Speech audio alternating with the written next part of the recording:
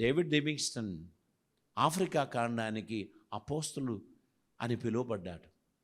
ఆయన ఆ ప్రాంతానికి వెళ్ళే ముందు వెళ్ళిన మిషనరీలందరినీ ఆ ప్రజలు సూపు వేశారు, తినేశారు. వారి అస్థిపంజరాలు మాత్రమే ఉన్నది, కానీ వారెవరు కూడా ప్రాణంతో లేదు. ఇతడు ఆ ప్రాంతానికి వెళ్ళుచున్నప్పుడు అందరూ భయపట్టించారు. ఇదివరకు వెళ్ళిన వారెవరూ తిరిగి రాలేదు. నాయనా ఆలోచించు, ఇది దైవ చిత్తమా? నువ్వు తప్పక వెళ్ళాల్సిందేనా? Yes, I have to go, నేను వెళ్ళాలి. ఆయన అక్కడికి వెళ్ళాడు. ఎవరు కూడా తనకు స్నేహితులుగా లేరు, ఎవరు కూడా తనకు సహాయకులుగా లేరు, ఎవరు కూడా తన్ను పోషించేవారు లేరు. ఆయన వెళ్ళి ఒక అద్దింట్లో ఉన్నాడు. మనుషులెవరు తనకు ఫ్రెండ్లీగా లేరు. అటువంటి జీవితంలో ఆయన చాలా ఆందోళన చెందాడు. దేవా, నువ్వు నన్ను ఈ ప్రాంతానికి పంపించావు, నేను ఇక్కడ ఏ విధంగా ఉండాలి? ఏంటిది నీ చిత్తం? ఒకరినైనా నాకు పరిచయం చెయ్యి. మనుషులందరూ ఇతడు దొరికితే తింటామని చూస్తున్న మారే కానీ ఎవరు కూడా అతనికి ఫ్రెండ్షిప్ చేయడానికి ముందుకు రాలేదు. ఒకరోజు ఆయన ఇంటి ముందుకు వచ్చినప్పుడు కాలు ఇరిగిన ఒక కుక్క తన ఇంటి ముందు పడి ఉంది. ఆయన వెళ్ళి దాని మీద 2 సార్లు చేతులు ఆడించి 2 కట్టలు తీసుకొని దాని కాలు చక్కగా కట్టి దానికి కొంత ఆహారం పెట్టారు. ఆ కుక్క ఒక వారం రోజులు అక్కడనే పడి ఉన్నది. ప్రతిరోజు ఆయన ఆహారం పెట్టాడు. ఇప్పుడు అది లేచి నడవగలిగిన స్థితికి వచ్చింది. అది నడుచుకుంటూ వెళ్ళిపోయింది. ఆ తర్వాత నెక్స్ట్ డే ఆయన చూసిన దృశ్యం ఏంటంటే, కాలు ఇరిగిన వేరే 2 కుక్కలను పట్టుకొచ్చింది. నా కాలు ఇరిగినప్పుడు కట్టుగట్టి నాకు తిండి పెట్టినోడు ఒకడు ఉన్నాడు మన ఊరిలో అని చెప్పి తీసుకొచ్చి ఆ కుక్కలను పరిచయం చేస్తే ఈయనకు అర్థం కాలేదు. ఆ కాలిరిగిన మరి 2 కుక్కలను కూడా కట్లు కట్టి పంపించాడు. ఇవన్నీ పక్కన ఉన్న మనుషులు చూస్తున్నారు. ఈ 3 కుక్కలు కొద్ది రోజులు అక్కడ ఉండి ఆహారం తీసుకొని వెళ్ళిపోయింది. ఆ 3 కుక్కలు పోయి కాలిరిగిన కుక్కలన్నిటినీ అక్కడికి తీసుకొచ్చింది, ఒక వెటనరీ డాక్టర్ దగ్గరికి వచ్చినట్టు. అప్పుడు ఆయనకు అర్థమైంది, ఈ మినిస్ట్రీ దేవుడు నాకు ఇచ్చాడు. ఈయన ఇలాగ చేసేది విచిత్రమైన దృశ్యముగా అక్కడున్న పిల్లలందరూ చూచి ఆయన దగ్గరికి వచ్చి ఆయన చేసిన ఈ మంచి కార్యాన్ని అభినందించడం మొదలుపెట్టారు. ఆ పిల్లల వెనకాల పెద్దలు వచ్చారు. ఎవరి కాలు ఇరిగినా కట్టుకట్టడానికి ఇక్కడ ఒక వైద్యుడు ఉన్నాడు అనేటువంటిది వాళ్ళకి అర్థమైంది. మెల్లమెల్లగా అతనితో ఫ్రెండ్షిప్ చేసుకున్నారు. డేవిడ్ లివింగ్స్టన్ ఆ భూగంఠం అంతటిని ప్రభువుకు సొంతం చేసుకున్నారు. సిచ్యువేషన్స్లో మెర్జ్ అవ్వడానికి నో వీధి కుక్కలను బాగు చేయడానికి నేను రాలేదు, ఐఎమ్ ఏ రెవరెండ్ అని అనుకుంటే ఆ ఊరు తనకు దొరికేది కాదు. ఆయన ఆ కుక్కలకు సేవ చేయడానికి నిర్ణయించాడు. మనుషులెవరూ పరిచయం లేదు. ఈ కుక్కల ద్వారా బహుశా వాళ్ళ ఫ్యామిలీస్ ఎవరు కట్టారు మా కాలిరిగిన కుక్క కాలు అని వారు వెతుకుంటూ వచ్చినప్పుడు ఒక మనిషి నవ్వుకుంటూ ఉంటున్నారు. అందరికీ బిస్కెట్స్ ఇస్తున్నారు, అందరితో మాట్లాడుతున్నారు, పిల్లలతో సంభాషణలు మొదలుపెట్టారు. చివరిగా ఆ దేశమంతటిని దేవునికి సొంతం చేసుకోవడానికి అతనికి వీలైంది. నీవు దేవుని చిత్తంలోనికి నువ్వు మెర్జ్ అయిపోవాలి. మనం దేవుని చిత్తంలో నడవడానికి దేవుడు మనల్ని పిలిచినప్పుడు ఆయన చిత్తమునకు సమర్పిస్తే నీ పోషకుడు దేవుడండి. ఆయన నిన్ను సంరక్షిస్తాడు. If he send he will provide everything what all you need. నీకు అవసరమైన వాటన్నిటినీ ఆయన దయచేస్తాడు. ఈ రాష్ట్రానికి వచ్చినప్పుడు ఈ సుందరమైన భాష నాకు అర్థం కాలేదు. నన్ను ఆహ్వానించి ప్రేమించి చేరదీసే స్నేహితులు లేకుండే. ఈ పట్టణానికి వచ్చినప్పుడు దేవుడు తన మహాకృపను బట్టి ఆయన నన్ను నిలబెట్టాడు, ఆదరించాడు. ఈరోజు మీరు చూస్తున్న ఈ పరిచర్య దేవుడు మనకు అనుగ్రహించాడు. If you are willing to obey God and his will, surely he will open the doors for you. దేవుడు ద్వారం తెరిచినప్పుడు నువ్వు జాగ్రత్తగా అందులో ప్రవేశించి దేవుని చిత్తం నెరవేర్చడానికి ఉన్న ప్రయత్నం చేయాలి. నీ అజాగ్రత్తతో, ఓవర్ కాన్ఫిడెన్స్తో నీవు ద్వారం మూసేస్తే ఇంకెవరు నీ కోసం ద్వారం తెరవరు. దైవ చిత్తం నెరవేర్చడానికి నిన్ను నువ్వు సమర్పించినట్లయితే ప్రభుని చిత్తం నీ జీవితంలో నెరవేరాలని నువ్వు ఆశించాలి. అది నీ జీవితంలో నెరవేరడానికి ఉన్న ప్రయత్నం కూడా నువ్వు చేయాల్సిన అవసరం ఉంది. కీర్తనకారుడు చెప్పిన మాట చూడండి, నేను సహనముతో కనిపెట్టుచున్నాను. మనకు పేషెన్స్, సహనం మనకు అవసరం. గాయమైంది, చీమొచ్చింది, డాక్టర్ దగ్గరికి వెళ్తే ఇలా ఊదితే అది పోదు. కత్తి తీసుకొని కోస్తాడు, ఒత్తుతాడు. ఆ పస్సంతా కూడా బయటికి వచ్చేంత వరకు ప్రెస్ చేస్తారు. భరించలేని నొప్పి, ఆ చీము రక్తము బయటికి వస్తుంది. ఆ తర్వాత దానిలో కొంత మెడిసిన్ రాసి కొన్ని యాంటీబయాటిక్స్ ఇచ్చి పంపిస్తారు, కొన్ని ఇన్స్ట్రక్షన్స్ ఇస్తారు.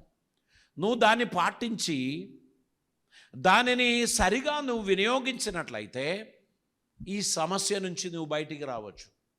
అదర్వైజ్ ఏమవుతుందో తెలుసా, అది సెప్టిక్ అవుతుంది.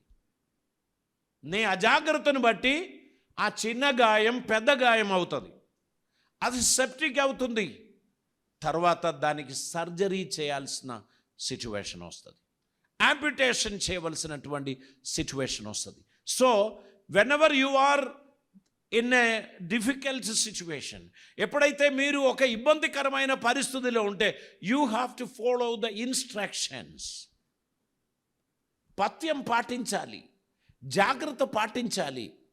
అప్పుడు మాత్రమే మనము చక్కగా నిలబడగలుగుతాము అనేటువంటి విషయాన్ని మనం గుర్తుపెట్టుకోవాల్సినటువంటి అవసరత ఉంది. దేవునికి స్తోత్రం. మనకందరికీ తెలుసు పక్షిరాజు, ఈగిల్ రెక్కలు చాలా పొడుగైనది, బరువు అయినది. ఆ పిట్ట చాలా చిన్నది. దాని 2 రెక్కలు త్రాసులో పెట్టి ఈ పిట్టను ఇవతల పెడితే రెక్కలు కింద పడి ఉంటుంది. ఇంకొక 5 కిలో ఇవతల పెడితేనే అది బ్యాలెన్స్కి వస్తుంది. ఇంత బరువైన రెక్కలు తీసుకొని అది ఆకాశంలో ఎగురుతుంది. ఈ ఈగిల్ ఎప్పుడు కూడా తన రెక్కల మీద ఆధారపడలేదు. ఈగిల్ ఆ వింటు మీద ఆధారపడింది. ఆ గాలికి, ఆ వాతావరణమునకు ఆధారపడి గాలి కొట్టుచున్న దానికి ఎదురుగా తన రెక్కలు తిప్పుతూ అది మామూలుగా ఉన్నప్పుడు అది వెళ్ళాల్సిన స్థలాలకు ఆ రెక్కలు దాన్ని తీసుకొని పోతుంది. ఈ రెక్కలు చాలా బరువైనది, ఇది నేను మోయలేను అని చెప్పి ఉంటే నువ్వు ఎన్నడూ ఎగరలేవు. You need to depend upon the wind of God. దేవుని గాలి వీచుచున్నది, ఆ గాలిలో నువ్వు ప్రయాణం చేయడానికి ప్రయత్నించు.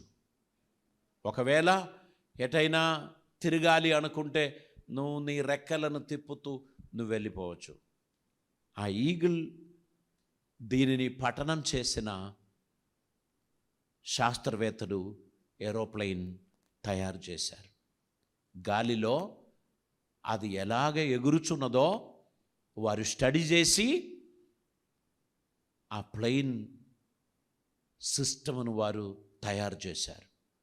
ఎంతో బరువైన వస్తువులు, 600 మందిని, ఒక్కొక్కరికి 25 కిలోల 2 పెట్టెలు, అంటే ఒక్కొక్కరు 50 కిలోలు అడిషనల్గా, మళ్ళీ ఒక 7 కిలో హ్యాండ్ బ్యాగ్, అది కాకుండా ఇంకొక పర్సనల్ బ్యాగ్, ఇవన్నీ కలిపి ఒక మనిషి కనీసం 60-65 కిలో బరువు, తన బరువుతో కాల్కులేట్ చేస్తే 150 కిలోస్ ఇంటూ 600, అన్ని టన్స్ మోసుకుంటూ ఈ విమానం ఆకాశంలో అతివేగంగా ప్రయాణిస్తూ 30,000 అడుగుల పైన అది ఎగురుతూ ఉంటుంది. దానిని ముందుకు నడిపించే ఎంజిన్ దానిని చక్కగా గమ్యస్థానం చేర్పిస్తుంది. ప్రతి ఒక్కడు కూడా అందులో ప్రవేశిస్తున్నప్పుడు ఈ బరువంతా ఇది మోస్తదా అని ఆలోచించి కాల్కులేట్ చేస్తే ఎక్కలేడు. ఈ బక్క పీసు దీన్ని నడుపుతాడా అని అనుకుంటే అందులో ఉండలేడు. ట్రస్ట్ అనేది important. That company will take me to my destiny. ఆ కంపెనీ నాకు సేఫ్టీ ఇస్తుంది అని నమ్మిన వారు దానిలో టికెట్ కొనుగోలు చేసి ఎక్కుతారు. వారు క్షేమంగా అక్కడ దిగుతారు. భయపడి కాల్కులేట్ చేసిన వారు అదే ఎయిర్పోర్ట్లో కాల్కులేషన్లోనే ఉంటారు. కనుక గుర్తుపెట్టుకో, దేవునికి నీ గురించి ఒక ప్రణాళిక ఉంది. నిన్ను గమ్యం చేర్పించాలని దేవుడు ఆశిస్తున్నాడు. దేవుని ఉద్దేశం నీ జీవితంలో నెరవేరడానికి నీవు ఆయన చిత్తమునకు నిన్ను సమర్పించాలి. నువ్వు ఎంత బరువైన సమస్యను మోసుకొని వచ్చినా ఆయన గాలిని దాని సునాయాసంగా తీసుకుపోవడానికి తగిన సామర్థ్యమును నీకు కలుగజేస్తారు. నీవు విశ్వాసమును ఆపరేట్ చేయాలి. విశ్వాసం లేకుండా దేవునికి ఇష్టలుగా ఉండడం అసాధ్యం అని బైబిల్ చెప్తున్నారు. గనుక విశ్వాస సహితముగా మనం దేవుని కృపలో ముందుకు సాగిపోవాలి.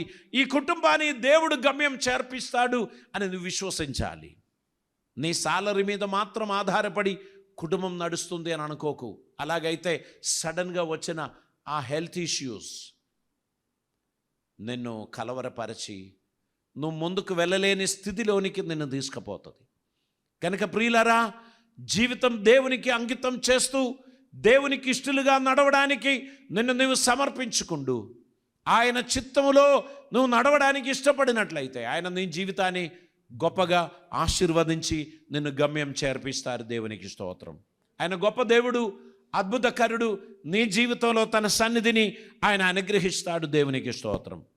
ఆయన కొరకు నిన్ను నీవు సమర్పించాల్సినటువంటి అవసరత ఉంది.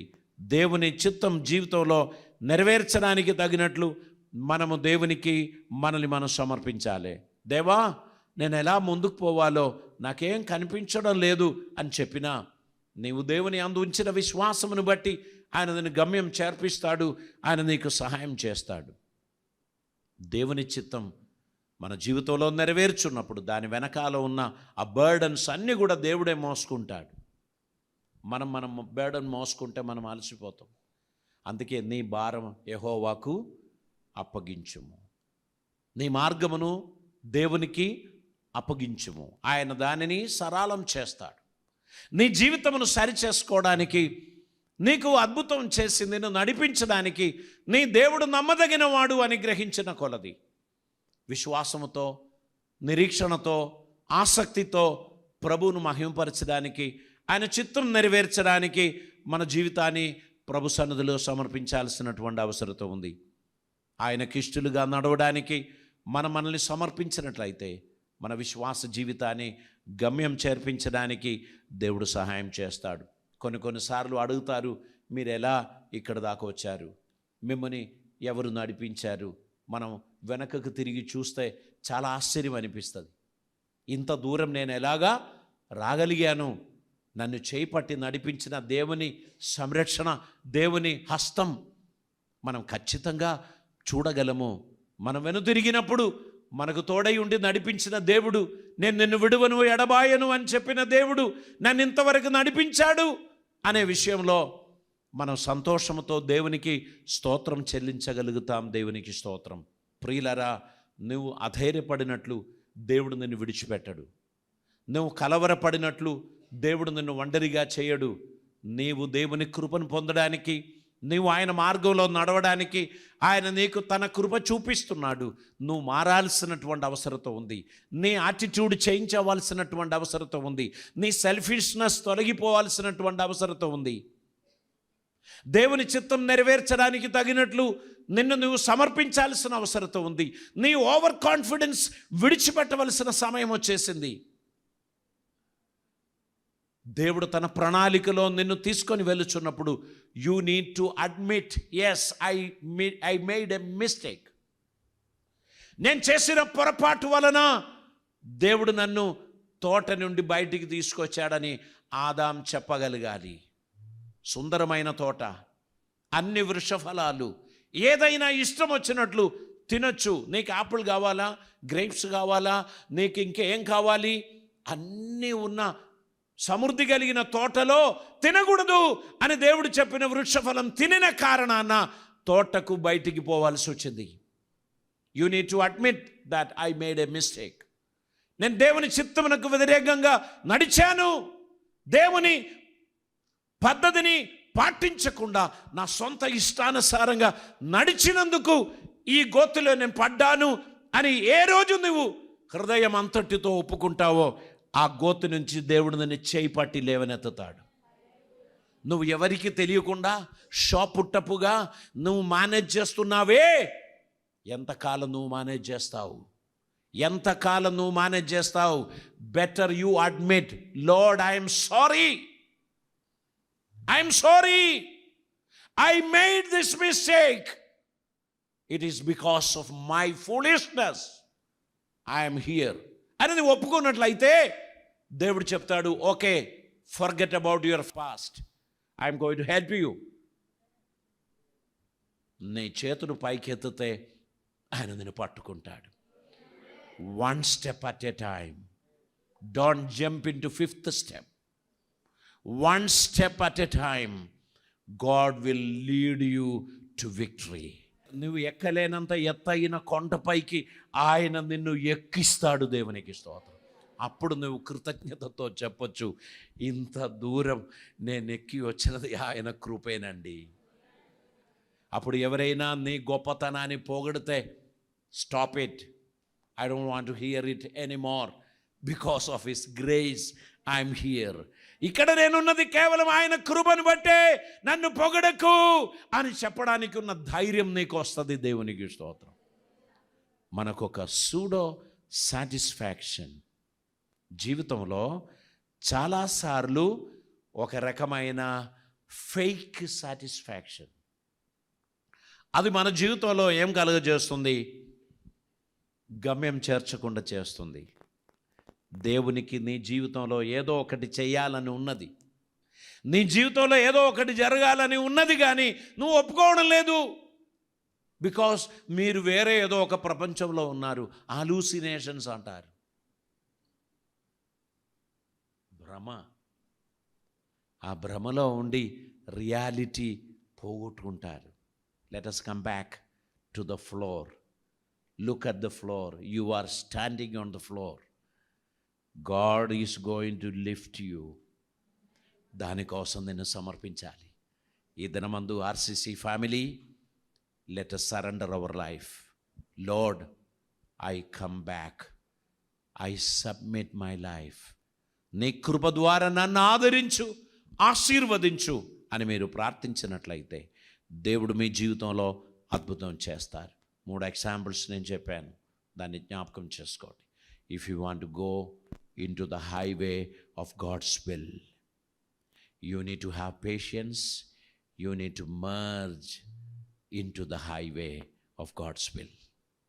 దానికి నీకు సహనం ఉండాలి, నీకు సిద్ధపాటు ఉండాలి, జాగ్రత్త ఉండాలి. నీవు ఆయన చిత్తములో మెర్జ్ అయిన తర్వాత యు విల్ రన్ ఫాస్ట్. దేవుడు నిన్ను అద్భుతమైన వేగముగా నిన్ను గమ్యం చేర్పించడానికి అది కారణమవుతుంది. ఈగిల్ తన సొంత రెక్కల మీద ఎప్పుడూ ఆధారపడలేదు. ఆ గాలి మీద, ఆ విండ్ మీద ఆధారపడి నడిచినట్లు నీ స్వశక్తి మీద ఎప్పుడు ఆధారపడకు. దేవుని కృపపై ఆధారపడు. నీ సన్నిధి నాకు కావాలి అని దేవుని అడుగు. దేవుడు నీ జీవితంలో అద్భుతం చేస్తాడు. నీ కంపెనీ నిన్ను పంపిస్తే సమస్తము ఆ కంపెనీ టేక్ కేర్ చేస్తుంది. హల్లెలూయా. నువ్వు అక్కడికి వెళ్ళి ఇది 10 కోట్లు, no problem, it's not your problem, it's company's problem. They will do it. నీవు దేవుని చిత్తములో నడువు, నీకు కావలసినవన్నీ దేవుడిస్తాడు. సేవకుడా, తోటి సేవకుడా, ఈరోజు ఒక నిర్ణయం తీసుకో. నీ గురించి దేవునికి ఉన్న ప్రణాళిక ఇంకనూ నీకు తెలియదు. సమస్తం కుప్పగూల్చి నీవు ఫెయిలియర్గా హతం అవ్వకుండా ఈరోజు నీ జీవితం సరిచేసుకో. లేవు, దేవుని చిత్తములో నడవడానికి ఒక నిర్ణయం తీసుకో. నిన్ను, నీ కుటుంబాన్ని దేవుడు ఆదరించి గొప్ప చేస్తాడు. తల్లు వంచుదాం, ప్రార్థన చేద్దాం. పరిశుద్ధుడైన తండ్రి, కృపామయుడైన దేవా, నీకు వందనాలు. ఇదిగో నీ చిత్తం నెరవేర్చడానికి మేము వచ్చి ఉన్నాం. నీ చిత్తం పరలోకమందు నెరవేరుచున్నట్లు భూమి అందును నెరవేరిన గాక, నా జీవితంలో కూడా నెరవేరిన గాక. నీ చిత్తం నా కుటుంబంలో నెరవేరిన గాక, ఈ సంఘములో నెరవేరిన గాక. తండ్రి, మేమందరం నీ సన్నిధిలో మమ్మల్ని సమర్పిస్తున్నాం. నీ చిత్తం నెరవేరడానికి తగినట్లు మమ్మల్ని వాడుకొనమని ప్రార్థిస్తున్నాం. కృపలతో నింపమని, అద్భుతములు జరిగించమని, మీ సన్నిధి మాకు దయచేయమని, నీ ధారాళమైన ఆశీర్వాదములు మా జీవితంలో అనుగ్రహించమని ప్రార్థిస్తున్నాం. ఇద్దరి మందు నీ సన్నిధిలో నీ వాక్యం వినిన ప్రతి ఒక్కరిని ఆదరించమని, నీ సన్నిధానములో నమ్మకస్తులుగా వారిని నిలబెట్టమని, సమాధానముతో సంతోషముతో వారిని పంపివేయమని, నీకిష్టలుగా గమ్యం చేర్పుమని, వారి అపజయములను వారు గుర్తుపట్టినట్లు, రియలైజ్ అయినట్లు, తిరిగి వచ్చినట్లు నీ రాజ్య వ్యవస్థను పాటించడానికి, వారి జీవితాన్ని సమర్పించడానికి కృప చూపమని ప్రార్థిస్తున్నాం. తండ్రి, ఈ వాక్యం ఎంత దూరం వెళ్ళింది, ఎవరి హృదయమును తాకిందో నాకు తెలియదు. అది వారి జీవితంలో రిఫ్లెక్ట్ అవును గాక. ఒక అద్భుతమైన మలుపు వారు తిరుగును గాక. వారి జీవితం ఆశీర్వదింపబడును గాక. నీ కృప ద్వారా వారిని వర్ధిల్ల చేయమని యేసు నామమున అడుగుచున్నాం పరమ తండ్రి.